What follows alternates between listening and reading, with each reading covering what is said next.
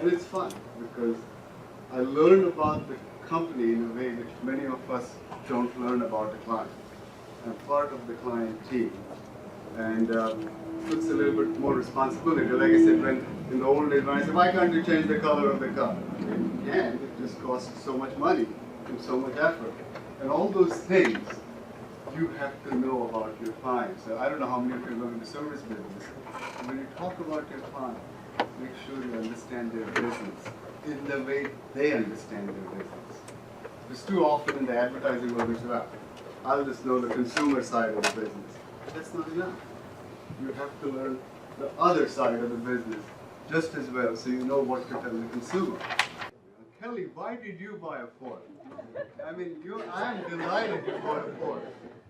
She made a mistake. It's my Made a mistake. It's worse than that. It's my fiance's car from college that came up here to die with me. So it's a 2001 gas guzzler. Now, as a team Detroit, one of the things we can do easily is we're not competing for dollars. Like if you're, as you become brand managers, you have an advertising company, you have a public relations company, you have a direct marketing company, you have a website company.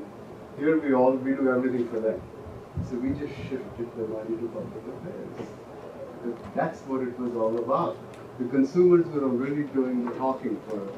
The news media, the coverage we got, no advertising could have come close to that.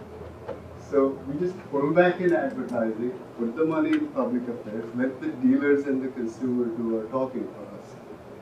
We have to feel the brand. Brand is a contract with the consumer. You cannot violate.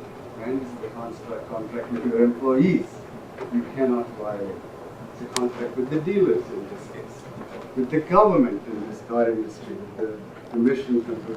It is something, it's inviolate. When you violate the brand contract or the brand promise, it's disaster. That's why it can't be an intellectual exercise somewhere up there in ether, where we go through, so I've done my segmentation work and I now know what the gaps are. No, it has to be right here where it hurts or feels good when you do it.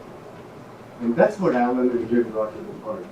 Brand was not something which kind of was a game. It is what we are. And we made a decision not to make a brand promise because we felt it would be too early. We had to prove ourselves. It's too easy to go on air and say, we will produce the highest quality product.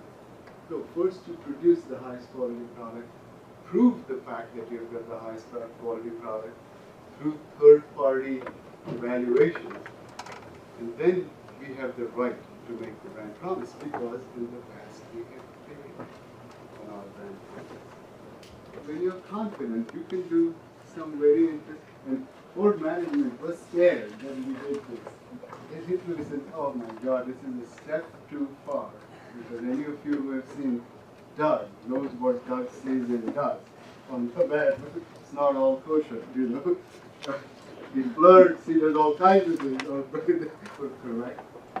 But he just distilled it and made it so simple that there's a purpose in life, there's a purpose before.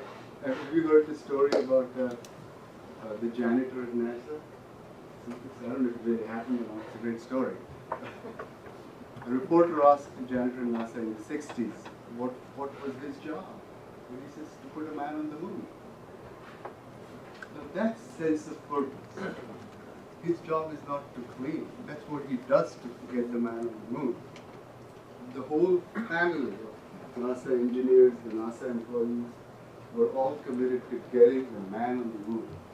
And this is the kind of thing Alan has managed to do with this huge, huge company. That there's a sense of purpose. We are not losers. We are winners. And we're going to do it because we have a plan and we're going to work